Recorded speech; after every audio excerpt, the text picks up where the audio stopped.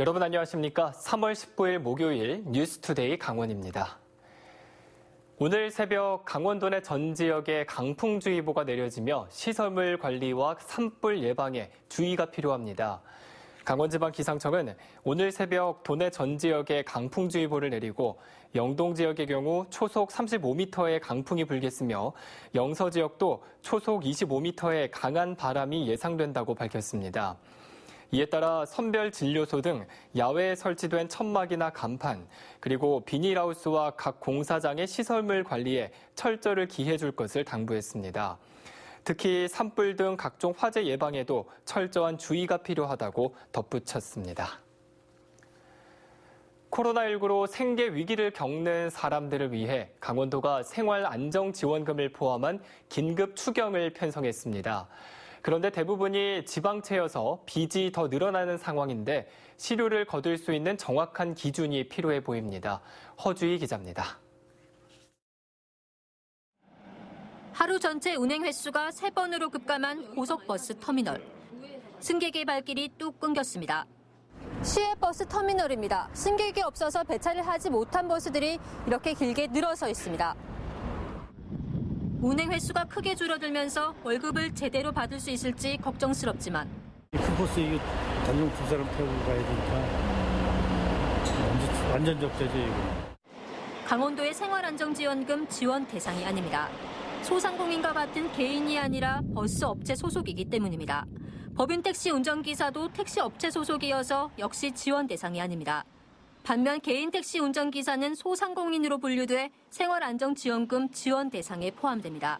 아무래도 지원을 해주시면 조금이라도 하다못해 가스값이라도. 강원도가 검토하는 지원 대상은 코로나19로 생계 위협을 느끼고 있는 취약계층입니다. 연 매출액 7천만 원 미만의 소상공인, 청년 구직자와 한부모 가족 등 30만 명입니다. 하지만 정부 추가 지원이 가능해질 경우 중복 지원을 막기 위해 제외됩니다. 지원액은 1인당 40만 원씩. 대체로 지원이 필요하다는 데는 공감하지만 선정 기준을 어떻게 정할지에 따라 논란이 불거질 수도 있습니다. 사각지대를 최소한으로 해소해서 지원을 하는 부분과 함께 효과를 좀 배가할 수 있는 부분에서 지원이 필요한 게 사실이고요. 특히 강원도가 추경 예산 1,670억 원의 대부분을 지방채로 마련할 예정이어서 재정 건전성 악화도 우려됩니다. 2017년 이후 처음으로 지역개발기금 1,300억 원을 융자하겠다는데 매년 13억 원의 이자를 내야 합니다. 예산 사업들에 대해서 좀 재구조화도 좀 하고 또 예산도 절감할 부분 절감해서 그런 재원으로 갚아나가는 계획입니다. 작년 말 기준 강원도 빚은 2,041억 원. 적지 않은 예산이 드는 만큼 회수 방안 등 구체적인 방법 없이 자칫 선심성 지원으로 끝난다면 빚만 남게 될 가능성도 있습니다. MBC 뉴스 허주입니다. 코로나19 여파가 동해안 바닷길에도 영향을 미치고 있습니다. 강릉항과 묵호항에서 울릉도를 오가는 여객선의 휴항 기간이 연장되고 속초항에서의 국제 크루즈선 운항도 불투명해졌습니다. 김형호 기자가 보도합니다. 강릉항에서 울릉도를 오가는 여객선이 몇 달째 항구에 발이 묶였습니다. 여객 선사 측은 당초 이달 말 여객선 운항을 재개하려 했지만 전국적인 코로나19 확산 분위기에 또다시 4월 중순까지 휴항을 연장했습니다. 불안 심리가 가시지 않아 여객선 탑승 예약률이 기대에 못 미치기 때문입니다. 전년 대비 기준에서 예약률이 약 한 10에서 15% 정도밖에 안 돼요. 예약률이 저조하고 여객도 없다 보니까는. 속초항의 국제 크루즈선 기항 계획도 차질을 빚고 있습니다. 올해 예정된 총 10회 가운데 5월과 6월 운항 계획은 일부 취소 또는 하반기로 연기됐습니다. 5월달 부분들이 하반기로 밀리게 되고요. 10월 이후로. 그리고 나머지 6월달부터는 현재는 계획상은 변화가 아직은 없습니다. 현재 추세로는 그것도 좀 정리가 다시 필요하지 않을까 하는데. 연안 유람선도 관광 불경기에 타격을 받고 있습니다. 속초와 강릉에서 운항 중인 유람선 3대는 지난달 말부터 운항을 중단한 상태인데 휴업이 장기화될 가능성이 높습니다. 지난해 가을부터 휴항 중인 동해안 국제 크루즈 해리와 올해 속초항에 취항하려던 북방 항로 해리선도 경영 상황 악화로 운항 일정을 잡지 못하고 있습니다. 학교 개학마저 4월 초로 연기된 상황에서 강원 동해안 바닷길의 운항 재개도 앞날을 예측하기 어려운 상황입니다. MBC 뉴스 김영호입니다. 4.15 총선을 20여일 앞두고 아직 대진표가 완성되지 않은 선거구에서는 막판 치열한 경선이 치러지고 있습니다. 특히 춘천, 철원, 화천, 양구, 갑선거구의 더불어민주당 경선은 100% 일반 여론조사로 치러져 결과에 관심이 쏠려 있습니다. 백승호 기자가 취재했습니다. 춘천, 철원, 화천, 양구, 갑선거구 더불어민주당 경선이 19일부터 시작됩니다. 도당위원장인 허영 예비후보와 전 강원 연구원장인 육동환 예비후보가 맞붙습니다. 춘천 분구를 예상하고 두 곳의 대표 주자로 나섰던 후보들이었지만 춘천 분구가 무산되자 피할 수 없는 대결을 벌이게 됐습니다. 특히나 갑선거구 경선은 100% 일반 여론조사 방식입니다.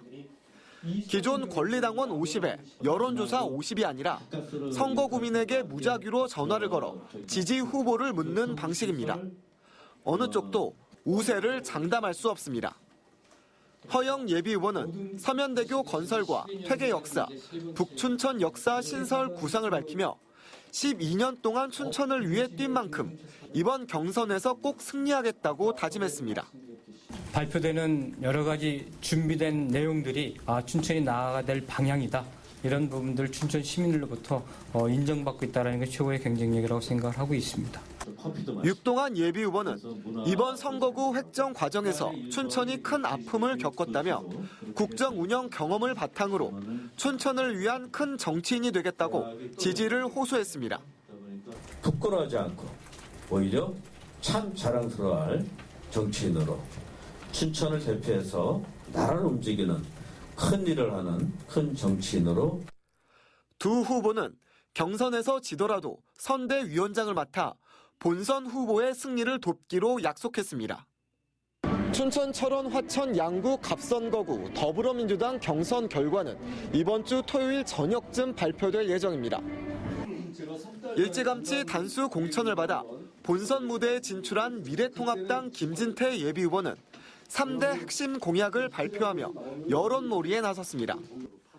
특히 춘천시를 강하게 압박해서라도 바뀐 시내버스 노선을 원상 복귀시키겠다며 표심을 공략했습니다. 시민들이 50여 년 동안 이용했던 그 시내버스 체계를 가지고 그쪽으로 우리가 돌아가는 것이 답이다. 저는 이렇게 생각을 합니다. 정의당의 엄재철 예비후보는 차별금지법 제정 등 모두가 행복한 춘천을 만들겠다는 공약을 오는 24일 발표해 다른 후보들과 차별화에 나설 계획입니다. MBC 뉴스 백소입니다. 도내 10개 군 지역에서 운영하는 장학회에서 이른바 명문대 학생만 장학금을 주는 제도가 있습니다. 인권위원회는 학벌주의를 조장하는 차별이라는 입장인데 해당 지자체들은 지역인재 양성 차원이라고 말하고 있습니다. 황구선 기자가 취재했습니다. 영월 장학회가 올해 초 내건 장학생 선발 공고입니다. 예체능 특기생 전형과 일반 대학교 전형, 그리고 특정 대학 전형이 있습니다. 특정 대학 전형은 서울대와 카이스트, 의예과 계열 등 이른바 명문대 전형입니다. 일반 대학교 전형 안에서도 연세대, 고려대 서울 캠퍼스도 별도 대접을 받습니다. 이른바 명문대 전형은 다른 전형과 달리 지원만 하면 장학금을 받을 수 있고 금액도 더 많습니다. 다른 전형은 1년에 300만 원인데 400만 원에서 최고 전액 지원도 받습니다. 우수한 대학을 이제 가게 되면 좀 지역 인재로서 키우기에 필요한 그런 아주 지역적인 뒷받침이라고. 영월을 비롯한 도내 10개 군지역 장학회에서 이 같은 소위 명문대 장학금 제도를 운영하고 있습니다. 횡성군의 우수대학 전형 등 도내 10개 군에서 이른바 명문대 장학 제도를 운영하고 있습니다. 인권위원회는 이 같은 특정 대학 장학금 제도는 학벌주의를 조장할 수 있는 차별이라는 입장입니다. 이제 서울의 소위 좋은 대학으로 그냥 올라오는 게 아니라 지역에서 터를 잡고 지역을 더 잘 일구기 위해서 이제 노력하는 인재들도 많은데 이런 인재들에 대해서는 너무 등한시하는 거 아니냐. 평창군은 인권위 조사 과정에서 차별 소지가 있다는 지적을 수용해 최근 특정 대학 규정을 폐지했습니다. 형평성에 맞지 않고 장학금 지급 기준에도 다른 거하고 맞지 않아서 폐지한다 이렇게 해서 인권위는 대학 서열화와 지방대학 붕괴를 부추길 수 있다며 해당 지자체들을 상대로 개선을 요구했습니다. MBC 뉴스 황구선입니다. 강원도 시군 번영회 연합회는 코로나19 상황에 경영난을 겪고 있는 플라이 강원에 대해 긴급 금융 지원을 요청하는 호소문을 발표했습니다. 연합회는 호소문을 통해 양양국제공항을 기반으로 하는 신생 저비용 항공사인 플라이 강원이 코로나19 사태로 존립 위기에 놓였다며 정부의 긴급 경영 안정자금 지원 대상에 반드시 포함돼야 한다고 주장했습니다. 따라서 과거 경영 실적을 반영하는 신용평가를 해 지원 대상을 선정하는데 신생항공사는 배려해야 한다고 밝혔습니다. 플라이 강원은 대만 타이베이와 필리핀 클라크필드 노선 운항을 3월 한 달 동안 중단한 상태입니다. 코로나19로 인해 위기를 겪고 있는 도민들에게 상품권을 지급하는 조례안이 도의회 상임위를 통과했습니다.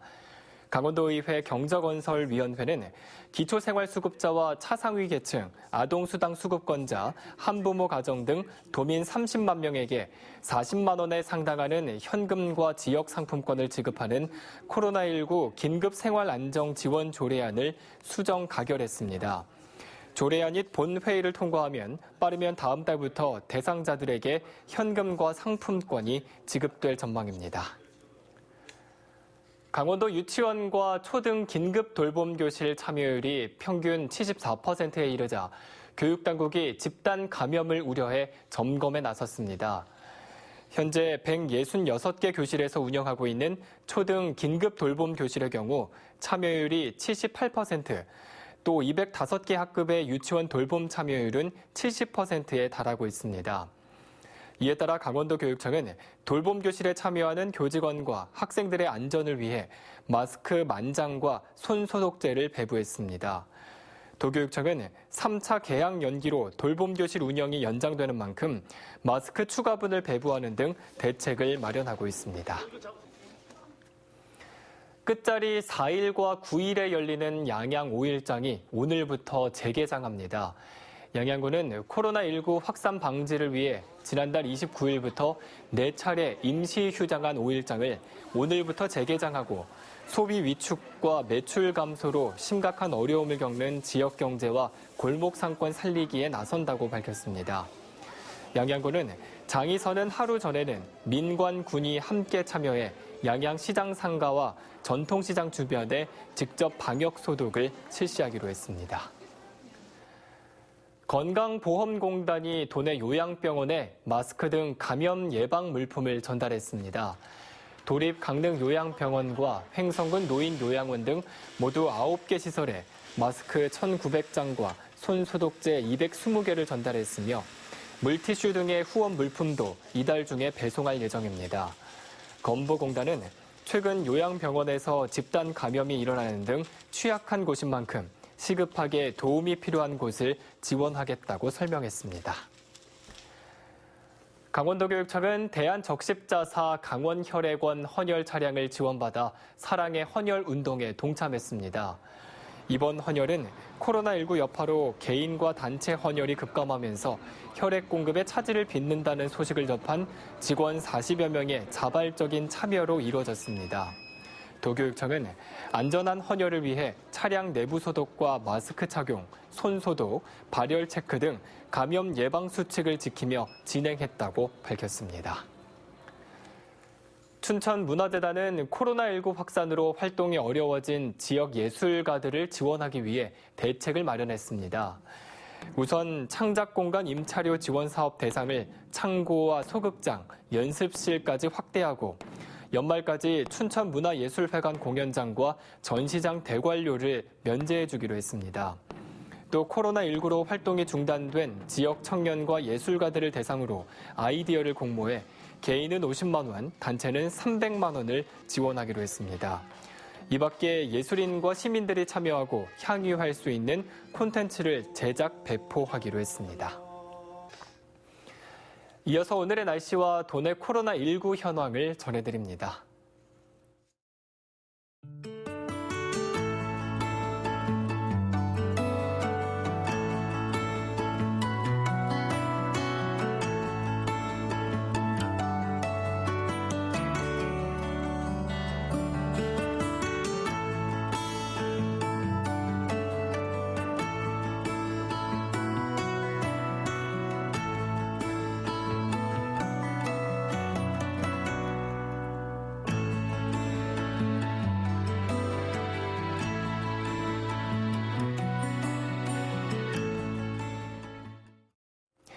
이상으로 뉴스투데이 강원을 마칩니다. 고맙습니다.